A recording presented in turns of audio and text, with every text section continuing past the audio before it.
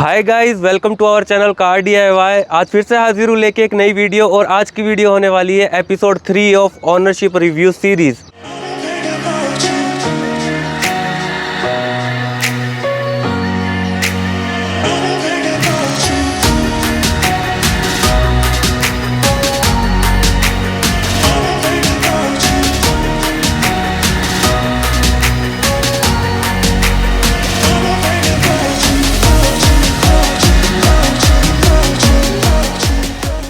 तो आज हमारे साथ है विशाल जी, जो कि ओन करते हैं किया की सोनेट। वेलकम विशाल जी। हेलो विनीत जी। हेलो। तो विशाल जी बिलोंग करते हैं चंडीगढ़ से और इनको 15 साल का ड्राइविंग एक्सपीरियंस है। आज हम इनसे बात करेंगे और जानेंगे कि कैसा एक्सपीरियंस है इनकी किया सोनेट के साथ। तो वीडियो स्टार्ट करने से पहले आपके साथ एक और चीज़ शेयर करना चाहूँगा। अगर आप भी दिल्ली NCR से हैं और आप भी अपना ओनरशिप एक्सपीरियंस हमारे साथ शेयर करना चाहते हैं तो डिस्क्रिप्शन में आपको एक लिंक मिल जाएगा, आप उसको फिल करके हमें कॉन्टैक्ट कर सकते हैं ताकि हम आपके साथ एक वीडियो बना सकें। तो चलिए बिना टाइम वेस्ट करते हैं वीडियो को स्टार्ट। तो बातचीत शुरू करने से पहले मैं थैंक यू करना चाहूँगा विशाल जी को, जो ऑल द वे चंडीगढ़ से गुड़गांव आए इस वीडियो के लिए। Thank you Vishal. Welcome sir. तो पहला क्वेश्चन मेरा विशाल से ये है कि जो ये किया की सोनेट है, इसका वेरिएंट कौन सा है, कौन सा फ्यूल टाइप है और क्या ट्रांसमिशन टाइप है? सर ये किया सोनेट GT मॉडल है। ओके। और ऑटोमेटिक डीजल वेरिएंट है। ऑटोमेटिक में डीजल वेरिएंट है। तो सर आपने कब खरीदी? डेट ऑफ बाइंग क्या है इसकी? ये सर मेरी डेट थी 7 Feb 2022। अच्छा, इसी साल में आपने खरीदी? बिल्कुल नई गाड़ी है। तो बढ़िया है। और क्या वेटिंग पीरियड रहा जब आपने इसको प्लान किया? तो कितने दिन पहले बुक कराई और कब मिल गई? सर ये मैंने बुकिंग करवाई थी इसकी दिसंबर में। लेकिन उनका मेरे पास कॉल आ गया था जनवरी में। पर वो मुझे दे रहे थे 2020 मॉडल 21। तो मैंने फिर वो सोचा कि भाई एक मॉडल मैंने पीछे क्यों लेना है, सही बात है। मैं जनवरी में करके जनवरी में लेके मैं 22 में ही बाय करूँगा। फिर मैंने 7 Feb को इसकी डिलीवरी ले ली थी। चलो बहुत अच्छी बात है। मतलब एक महीने वेट करके एक नए साल की गाड़ी ली, 2022 की गाड़ी ली। तो जैसा कि आपने बताया कि आपने दिसंबर 2021 में बुक करी और जनवरी में उनका कॉल आ गया, तो at the time of booking क्या वेटिंग पीरियड बताया गया था और क्या उसी वेटिंग पीरियड के अंदर आपको डिलीवर कर दी गई गाड़ी? और एक छोटा सा हिंट ये भी दे दीजिए कि क्या सर्विस थी किया की? सर मैं बताता हूँ, मैंने जब दिसंबर में बुकिंग के लिए गया था तो उन्होंने मुझे 4 मंथ्स की वेटिंग बोला था। 4 मंथ्स की, ठीक है। लेकिन उनका मेरे पास जनवरी में ही कॉल आ गया था। एक्चुअली ये जो वेरिएंट है बहुत कम सेल होते हैं, ठीक है। तो उन्होंने मुझे जनवरी में कॉल करके बोला था, लेकिन मैंने आपको जैसे बताया उन्होंने मुझे बोला कि अगर आपको मॉडल मिलेगा तो 2021 में एक मिलेगा। सही है। पर मैंने उसको हटाते हुए मैंने फिर उसके बाद 22 में मैंने फेब में बाय कर ली थी। अच्छा, तो आपने जो एक महीने एक्स्ट्रा वेट किया वो नए मॉडल के लिए किया, वरना आपको एक महीने में ही गाड़ी मिल जाती। क्योंकि जनवरी अगर मेक होगी तभी जाके मुझे फेब में उसकी डिलीवरी मिलेगी। सही बात है। तो मतलब एक महीने में ही मिल जाती गाड़ी अगर आपको 2021 मिलती। तो मतलब सर्विस आपको किया कि सही लगी? बहुत अच्छी लगी। वैसे उन्होंने कमिटमेंट मुझे 4 मंथ्स का किया था। मैं वैसे 4 मंथ्स वेट करने के लिए भी रेडी था, पर उनका मेरे पास कॉल जनवरी में ही आ गया था। तो चलिए, ये इनका एक्सपीरियंस जो रहा किया के साथ वो काफ़ी अच्छा रहा। तो बात करते हैं प्राइस की कि जैसा कि आपने कहा कि ये वाला मॉडल कम बिकता है, ऐसा क्यों? मतलब टॉप मॉडल है, प्राइस बहुत ज़्यादा है, क्या मॉडल का प्राइस है इसका? सर इसका मुझे एक्चुअल 15 लाख पड़ा है विद रजिस्ट्रेशन चंडीगढ़ की। ओके। तो मुझे लगता है कि इस प्राइस में और भी अच्छी गाड़ियाँ आ सकती थी, लेकिन मुझे जो था मुझे टॉप वेरिएंट ही लेना था। तो ये सोनेट का टॉप वेरिएंट है GT लाइन। हाँ जी। तो उस क्वेश्चन पे भी आएंगे, कोई और गाड़ी क्यों नहीं? इस मतलब 15 लाख एक अच्छी अमाउंट है, जैसा आपने अपने मुंह से कहा कि काफ़ी ऑप्शंस अवेलेबल है। इसमें कुछ एसेसरीज भी थी या फिर इसका जो 15 लाख का क्या ब्रेकअप था कि गाड़ी की क्या एक्स शोरूम वैल्यू है? सर अगर एक्स शोरूम वैल्यू देखें तो इसकी 13 लाख समथिंग कुछ है। 13 लाख कुछ है। उसके बाद इन्होंने मुझे एसेसरीज में जैसे अब ये बम्पर गार्ड लगा के दे दिए थे। ओके। अपना डोर वाइजर लगा के दे दिए थे। मैटिंग इन्होंने मुझे फ्री दे दी थी।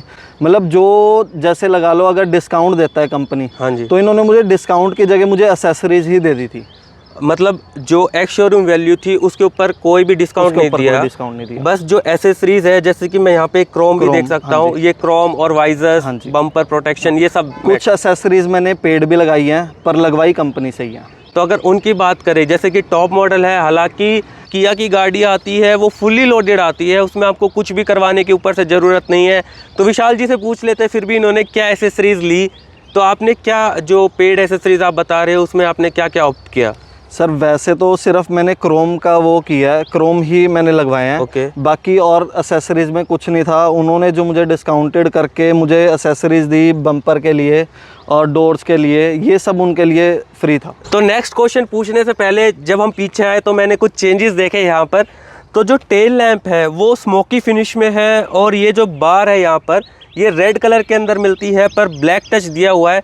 तो ये दोनों ही चीज़ आफ्टर मार्केट कराई हुई है विशाल जी ने। ये स्मोकी फिनिश जो दी है लाइट को आफ्टर मार्केट है, और इस पर भी रैप कराया हुआ है ब्लैक कलर का। तो जो नेक्स्ट चीज़ अब मैं पूछने वाला हूँ विशाल जी से वो ये है कि जैसा कि मैंने आपको बताया था कि 15 साल का ड्राइविंग एक्सपीरियंस है, तो इससे पहले कौन सी गाड़ी आपने चलाई है? सर मैं फोर्ड की इको स्पोर्ट चला रहा था पहले। इससे अच्छा। पहले वो मैंने अराउंड 5 साल चलाई है। 5 साल वो चलाई है? हाँ जी। ठीक है। तो मतलब कॉम्पैक्ट एसयूवी थी पहले भी फोर्ड इको स्पोर्ट्स, और फिर से इस पे आना, मतलब ये तो मैं जानता हूँ कि फोर्ड इंडिया से चला गया है, पर गाड़ी फोर्ड इको स्पोर्ट भी बहुत बेहतरीन गाड़ियों में आती है, तो उसको छोड़ के फिर इस पे ही क्यों, एक लेवल अप क्यों नहीं गए आप? सर मेरा जो पर्सनल एक्सपीरियंस था फोर्ड इको स्पोर्ट के लेके, जो मेरी खुद की ओन थी, वो मेरा बहुत ज़्यादा बेकार था। क्योंकि मेरे साथ एक इंसिडेंट हुआ था कि मैं चंडीगढ़ टू हरिद्वार जा रहा था। ओके। और बीच रास्ते में ही मेरा इंजन ब्रेक डाउन हो गया था। इंजन ब्रेक डाउन ही हो गया? इंजन ही गिर गया था। मतलब गिर गया मतलब कैसे, मतलब गाड़ी से गिर गया? इंजन कैसे गिर सकता है? मैं बताता हूँ, मेरी गाड़ी रनिंग पे थी अराउंड 80 टू 90 की स्पीड पे। 80 to 90, ठीक है। तो मुझे जब कंपनी वालों ने बताया कि उसके माउंटिंग का जो नट होता है वो टूट गया था। ओके। तो उससे क्या हुआ, इंजन थोड़ा आगे की साइड पे गिर गया, और जब मुझे आवाज़ आने लगी, जब मैंने ब्रेक मारी, उसके बाद मैंने जब देखा तो गाड़ी का इंजन नीचे ज़मीन को टच कर रहा था। लिटरली टच कर रहा था? तो ये मैंने पहली बार सुना है कि किसी गाड़ी का इंजन ही निकल गया। मतलब डेफिनेटली पूरा निकल के तो नहीं गिरा होगा, पर जैसे कि इंजन जो होता है वो चेसी के साथ माउंटिंग के हेल्प से माउंट किया जाता है। तो ये बोल रहे हैं कि जो इनको बताया गया कि एक माउंटिंग का नट वगैरह टूट गया था, जिसकी वजह से वो लटक गया इंजन, और जो रोड है उस पर टच करने लग गया। तो ये तो मैंने मतलब पहली बार सुनी है ये चीज़।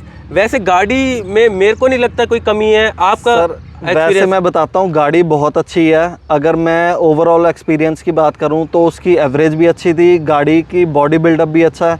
ओके। पर मेरा खुद का पर्सनल एक्सपीरियंस थोड़ा सा खराब रहा उसको लेके, अच्छा नहीं रहा, तो तभी करके फिर मैंने उसे क्विट कर दिया। फिर मैं आया किया पे।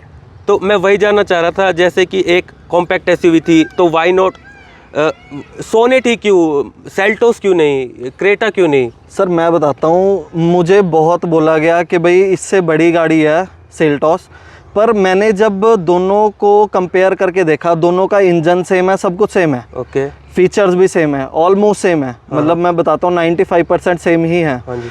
जो चीज़ मुझे 15 लाख में मिल रही है ऑन रोड, उसके लिए मैं 5-7 लाख रुपए फालतू क्यों दूँ? तो अब अपने नेक्स्ट क्वेश्चन के ऊपर चलते हैं कि आपने क्या बजट सेट किया था, क्योंकि एक अच्छा खासा अमाउंट आपने इस गाड़ी के लिए दिया है, जिसमें कि कोई और बंदा होता तो मैं कहता हूं कि मिड वेरिएंट क्रेटा भी ले सकता था, सेल्टोस भी आ सकती थी। तो ये आपने क्या बजट सेट किया था कि भाई इतने मेरा बजट है, मैं एक गाड़ी लेना चाहता हूं, या फिर इसको देख के इतना दिल मतलब वो हो गया कि 15 लाख दे देता हूं, कोई दिक्कत नहीं है? सर मैं बताता हूँ, मेरा जो बजट था अराउंड 12 लाख का था। 12 लाख के। पर मुझे पसंद था कि मैं कोई भी कार लूँगा मैं टॉप वेरिएंट ही, टॉप मॉडल। क्योंकि मुझे ये चीज़ है, आफ्टर मार्केट आप कुछ भी करवा लो, हाँ जी, लेकिन वो फीलिंग नहीं आती जो कंपनी फिटेड होती है। बिल्कुल सही बात। फिर उसके बाद आपका जैसे क्वेश्चन था कि भाई मैं क्रेटा ले सकता था, हैरियर ले सकता था, उनके मिडल वेरिएंट ले सकता था, पर मेरी जो पसंद थी वो थी टॉप मॉडल की। और दूसरी बात है कि मैंने देखा है महिंद्रा का तो जो डीलरशिप रिव्यूज़ हैं, और मैं खुद भी एक्सपीरियंस किया, उनका बिल्कुल अच्छा नहीं है। अच्छा नहीं। और टाटा का अगर हम देखें आफ्टर सेल जो उनका रिव्यूज़ आते हैं कि भाई कंपनी सर्विस अच्छी नहीं प्रोवाइड करती है, तो उस चीज़ से मेरा वो हो गया था, दिमाग हट गया था। फिर मैंने किया सोनेट बुक करो। तो डेफिनेटली जब कोई कस्टमर निकलता है मार्केट में तो वो रिव्यूज़ सारे कलेक्ट करता है अपने आसपास से, यूट्यूब से, या फिर जो भी मतलब सोर्सेज हैं, उसके बाद एक मन बनाता है। तो इन्होंने किया का मन बनाया, तो 15 लाख आपने जब इसके लिए दिए तो अब क्या आपको लगता है कि जो भाई 15 लाख दिए मैंने सोनेट के लिए, आप खुश है या फिर लगता है कि यार थोड़ा ओवर वैल्यू है? क्या क्या बताएंगे आप? नहीं, अभी तक मैं उससे सेटिस्फाइड हूँ। जो मेरा डिसीजन था किया सोनेट जीटी लेने का, उस चीज़ से मैं पूरा सेटिस्फाइड हूँ। और ये जो 3 लाख आपने एक्स्ट्रा एक्सटेंड किया बजट, वो हो जाता है क्योंकि मेरा जो मन था वो सिर्फ टॉप वेरिएंट लेने का ही था।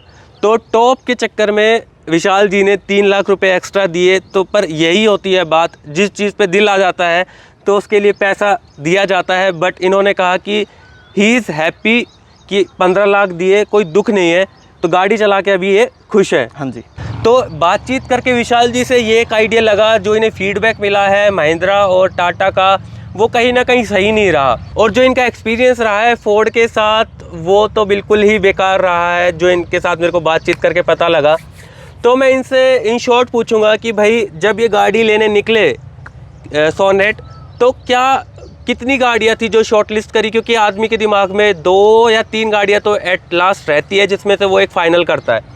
तो ऐसी कौन सी गाड़ियाँ थी जो फाइनल्स में पहुँची और उनमें से आपने सोनेट पिक कर ली? सबसे पहला मैं बताना चाहूँगा कि मुझे चाहिए कॉम्पैक्ट एसयूवी था। ठीक है। फिर मैंने उसमें से शॉर्ट लिस्टेड करी थी टाटा की नेक्सॉन, ओके, और अपना महिंद्रा की एक्सयूवी 300 और अपना वेन्यू Hyundai की वेन्यू और किया सोनेट। राइट। तो इन चारों में से जब मेरा टाटा और महिंद्रा से तो रिव्यू अच्छे नहीं मिले, फीडबैक अच्छा नहीं बेकार रहा मेरा वो एक्सपीरियंस।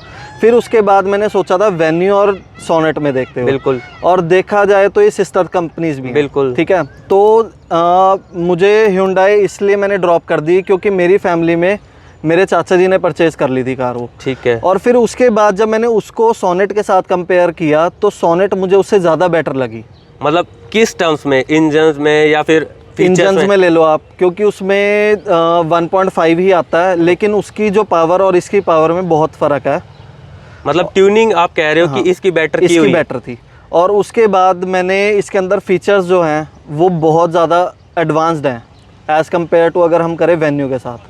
जो फीचर्स इसके अंदर मिलते हैं वो तो मैंने आपको बताया ही। किया के अंदर आपको कोई ऐसी चीज़ नहीं है जो आप गाड़ी में बैठ के कह दो कि यार ये कमी है। मतलब आपको गाड़ी के अंदर सारी चीज़ मिल जाएगी, फुल्ली लोडेड है ये गाड़ी। और अगर बात करें इंजन की तो वेन्यू और सोनेट में सेम ही इंजन मिलता है, पर क्योंकि इन्होंने चला के देखी है गाड़ी, इनके चाचा जी ने ली, तो इन्हें कहीं ना कहीं लगा कि भाई जो ट्यूनिंग है इंजन की वो बेटर है सोनेट के अंदर। क्योंकि हर एक कंपनी अपने हिसाब से गाड़ी की ट्यूनिंग करती है, परफॉर्मेंस एवरेज में एक ऑप्टिमम कॉम्बिनेशन लेके आना होता है, तो उस चीज़ को ध्यान में रखते हुए ट्यूनिंग की जाती है। तो ये ऑप्शंस थे विशाल जी के पास, जिनमें से सोनेट इन्होंने फाइनली पिक करी। अब जो अगली चीज़ मैं इनसे पूछना चाहूँगा वो ये है कि आपकी लॉन्गेस्ट ट्रिप क्या रही है और उसमें आपको क्या माइलेज गाड़ी ने दी है? सर वैसे तो मेरी लॉन्गेस्ट ट्रिप तो कोई नहीं रही है, क्योंकि मेरी रनिंग ही बहुत ज़्यादा, अराउंड 20,000 मैंने ये कार चला लिया है 3 महीने में। तो ये तो बहुत ज़्यादा है। हाँ। प्रोफेशन से आप बिजनेसमैन हाँ हैं जी। तो इनकी जो रनिंग है वो काफ़ी रहती है, चंडीगढ़ से हरिद्वार के बीच में इनकी काफ़ी रनिंग रहती है।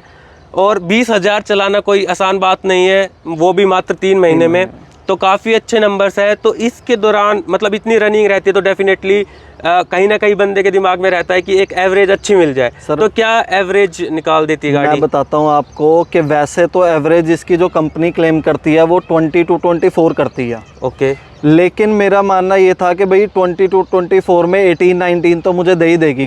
ठीक है। मैंने उस चीज़ से ली थी। फिर उसके बाद क्या हुआ, जब मेरा खुद का पर्सनल एक्सपीरियंस ये था कि भाई मैंने चंडीगढ़ से जब हरिद्वार जा रहा था नाइट में, ओके, तो मैंने इसको 75 और 80 पे क्रूज कंट्रोल पे लगा दिया। राइट। तो मेरी कार ने, आप मानोगे नहीं, 28.1 की एवरेज दी थी। अच्छा, 28 की एवरेज निकल के आई आपको? और मैं आपको फ़ोटो भी क्लिक करूंगा, क्योंकि कंपनी को जब मैंने ये चीज़ बताई तो उन्होंने भी बिलीव नहीं किया। जब मैंने उनको फ़ोटो क्लिक करके भेजी है, उनको दिखाया, तब जाके उन्होंने मतलब अपने जितने भी डीलरशिप्स हैं सब में वो सर्कुलेट कर दिया। तो हम आपको जो इन्होंने फ़ोटो क्लिक करी थी वो भी दिखाएंगे, आप स्क्रीन पे देख पाएंगे। तो ये तो थी बात एक पर्टिकुलर ट्रिप की। अगर वैसे नॉर्मल बात करें कि ऑन एन एवरेज क्या माइलेज है गाड़ी की? इसके अंदर 20,000 ये चल चुकी है, तो उसका अगर हम एवरेज कैलकुलेट करके लगाएं तो स्क्रीन में 21 शो कर रहा है। तो 21 की एवरेज है, जो कि काफ़ी अच्छी माइलेज मैं कहूँगा गाड़ी दे रही है ऑटोमेटिक होने के बावजूद। अब बाहर की बहुत बात हो गई, अब गाड़ी के अंदर चलेंगे और अंदर से गाड़ी देखेंगे, कुछ फीचर्स देखेंगे और पूछेंगे विशाल जी से कुछ और बातें।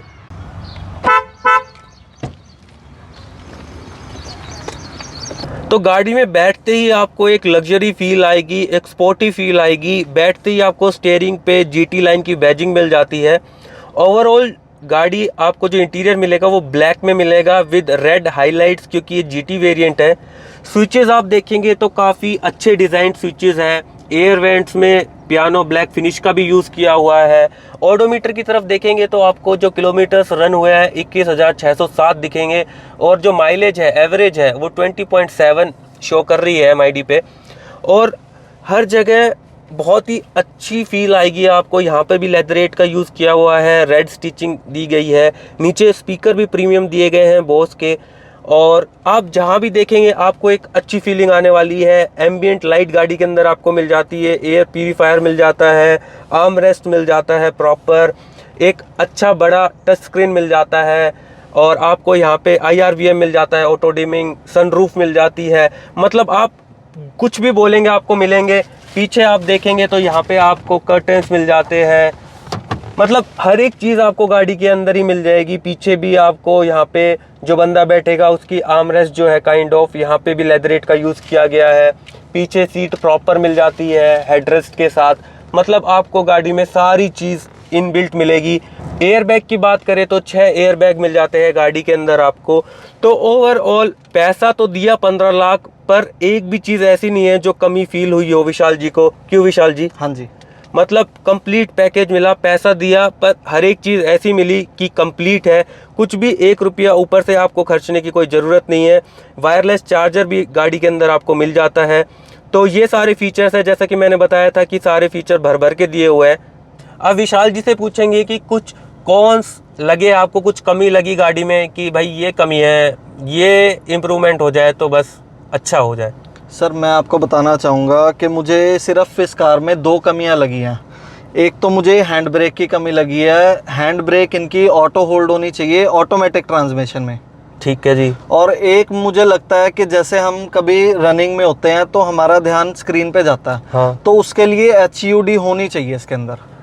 ठीक है, तो 2 कमी लग रही है विशाल जी को। मैं आपको थोड़ा और इलेबोरेट कर देता हूँ कि ऑटो व्हीकल होल्ड नाम का एक फीचर आने लग गया है गाड़ी में आजकल, जिससे क्या होता है कि आप गाड़ी चला रहे हैं और कहीं आपने ब्रेक मार के गाड़ी रोकी तो आपको हैंड ब्रेक खींचने की कोई ज़रूरत नहीं है, पार्किंग ब्रेक लगाने की कोई ज़रूरत नहीं है। जैसे ही आप फिर से रेस देंगे गाड़ी फिर से चलने लगेगी। मतलब अपने आप गाड़ी क्रीप नहीं करती, ना ही फॉरवर्ड ना ही बैकवर्ड। अगर आपको इसके ऊपर शॉर्ट्स देखना है तो आप हमारे चैनल पर जाके देख सकते हैं, हमने अपलोड किया हुआ है। दूसरा फीचर है हेड अप डिस्प्ले का, जिसमें सामने ही आपको यहाँ पे डिस्प्ले मिल जाती है, आपको ओडोमीटर में देखने की ज़रूरत नहीं है। तो मतलब ये दोनों ही फीचर ऐसे हैं कि मतलब एडिशनल कन्वीनियंस ऐड करने वाले हैं। कुछ भी ऐसा नहीं है कि भाई बहुत ज़्यादा इफेक्ट कर रहे हो गाड़ी चलाने में, बट एक एडिशनल सहूलियत हो जाती है इसके कारण। मैं बताता हूँ उसके अंदर प्रॉब्लम ऑटोमेटिक मतलब ऑटो होल्ड की प्रॉब्लम क्यों आती है। क्योंकि जिस टाइम हमारा ड्राइव मोड पे होता है, हम लाइट्स पे खड़े हुए हैं, ड्राइव मोड पे कार है, तो क्या होता है बहुत पावर लेती है कार चलते हुए। तो जब हम ब्रेक होल्ड करते हैं तो उसके बाद भी थोड़ा सा ऐसा लगता है कि कार चल रही है थोड़ी थोड़ी। तो अगर ऑटो होल्ड होगा तो उससे हमारी सेफ्टी भी है, और हमारा मतलब थोड़ा सा एक लगा लो कि अगर हम ऑटोमेटिक वेरिएंट ले रहे हैं तो उसके अंदर थोड़ा सा रिलैक्स, टेंशन फ्री हो जाते हैं। आपको ब्रेक पे पैर रखने की जरूरत नहीं पड़ेगी, आप रिलैक्स होके बैठ सकते हैं रेड लाइट्स पे या जहां भी आप गाड़ी को थोड़ी देर के लिए रोक रहे हैं। अगर मैं आपसे पूछूं कि भाई विशाल जी आप एक चीज़ ऐसी बताओ कि जो आपको गाड़ी में बहुत ही ज़्यादा पसंद है, और एक ऐसी चीज़ भाई ये तो बहुत बेकार है, ये किया को इम्प्रूव करनी चाहिए, तो ये दोनों चीज़ें बताएं। बेकार तो मैंने आपको बता दिया, जैसे ऑटो होल्ड सिस्टम होना चाहिए और HUD होनी चाहिए। तो इनमें से मतलब मेरे को लगता है ऑटो होल्ड वाली चीज़ जो है जो वो मतलब इन फ्यूचर इन्हें लानी चाहिए। ठीक है जी। टॉप वेरिएंट में मतलब ऑटोमेटिक वेरिएंट में।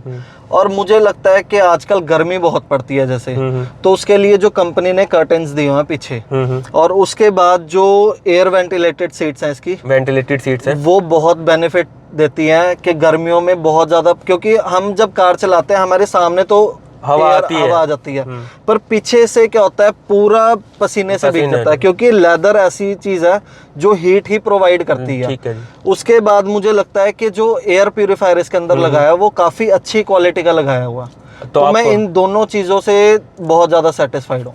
तो इनको जो चीज़ पसंद आई वो ये है कि इनको ट्रैवल ज़्यादा करना पड़ता है बिजनेस पर्पज से, तो इनको जो वेंटिलेटेड सीट्स हैं वो काफ़ी पसंद आई, और आजकल की जो एयर क्वालिटी है उसको देखते हुए जो एयर प्यूरीफायर दिया गया गाड़ी में, उससे ये काफ़ी ज़्यादा खुश है।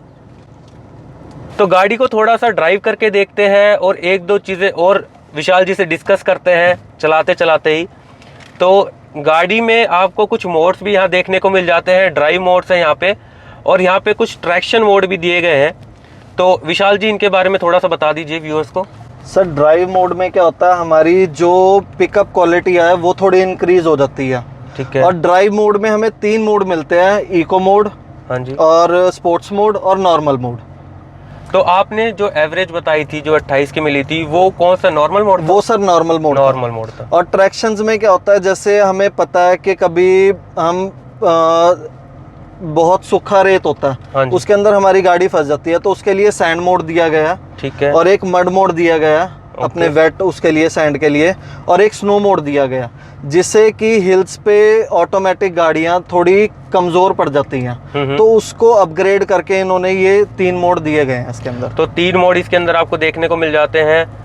अगर बात करें इसकी मेंटेनेंस कॉस्ट की, तो अभी तक जैसे कि 21,000 चल गई है, तो कितनी सर्विस हो गई और अभी तक कुछ खर्चा आया है इस पे? सर मैंने 2 सर्विस करवा ली हैं अभी तक, जो पेड सर्विस होती हैं 2, एक 10,000 किलोमीटर पे, एक 20,000 किलोमीटर पे। तो अराउंड मेरा 6 to 7,000 लगा अभी तक दोनों पर सर्विस पे। पर सर्विस। और फ्री सर्विस कितनी मिली थी? फ्री सर्विस मुझे 3 मिली थी, जिसमें 1,000 किलोमीटर वाली थी, ओके, फिर 2,000 पे उन्होंने चेकअप किया था, फिर 5,000 पे किया था। तो वो तो जनरल काइंड ऑफ है। उसके बाद 10,000 और 20,000 पे मेजर सर्विस हुई, जिसमें आपने 6,000 रुपए खर्च किए, 6 से 7,000। हाँ जी। तो मेंटेनेंस कॉस्ट की बात ये थी। तो एक बार गाड़ी का पंच चेक कर लेते हैं कि स्पोर्ट्स में कैसा पंच देखने को मिल जाता है। गियर शिफ्टिंग कहीं ना कहीं महसूस हो रही है, पर फिर भी अच्छा है। तो ऑलमोस्ट 100 टच कर ही गई थी गाड़ी। शिफ्टिंग मैंने जैसा कि बोला कहीं ना कहीं महसूस तो होगी, पर जर्की नहीं थी शिफ्टिंग, स्मूथ शिफ्टिंग थी। तो गाड़ी चलाने में अच्छी है, मतलब मैं तो कम ही चलाई है। विशाल जी से कंक्लूजन ले लेते हैं कि विशाल जी के क्या व्यूज़ हैं। सर गाड़ी चलाने में बहुत ज़्यादा अच्छी है, और मैं बोलता हूँ स्मूथ गाड़ी जिसे बोलते हैं ना, वैसी चलती है। तो आपकी क्या एडवाइस रहेगी अगर व्यूअर्स कोई कंफ्यूज है कि भाई सोनेट के लिए जाना चाहिए या नहीं जाना चाहिए, तो आप सजेस्ट करें कि क्या आपके व्यूज़ हैं? मैं बताता हूँ कि अगर किसी को कंफर्टेबल कार चाहिए तो वो बेटर है कि या सोनेट पे ही जाए और किसी कार पे ना जाए। तो गाइज ये वीडियो यहीं तक थी। विशाल जी से बात करके काफ़ी अच्छा लगा, उन्होंने अपनी किया की सोनेट के बारे में बताया, और हम उम्मीद करते हैं आपको भी इस वीडियो से कुछ हेल्प मिली होगी कि डिसाइड करने में कि कौन सी गाड़ी आपके लिए सही है। अगर फिर भी आपके मन में कुछ डाउट्स है, कोई क्वेश्चन है, तो आप कमेंट बॉक्स में पोस्ट कर सकते हैं, हम ज़रूर उनका रिप्लाई करेंगे। और इसी तरीके की वीडियो आगे भी देखते रहने के लिए आपको हमारे चैनल कार DIY को तो सब्सक्राइब करना ही है, इस वीडियो को भी लाइक करना है। Thank you.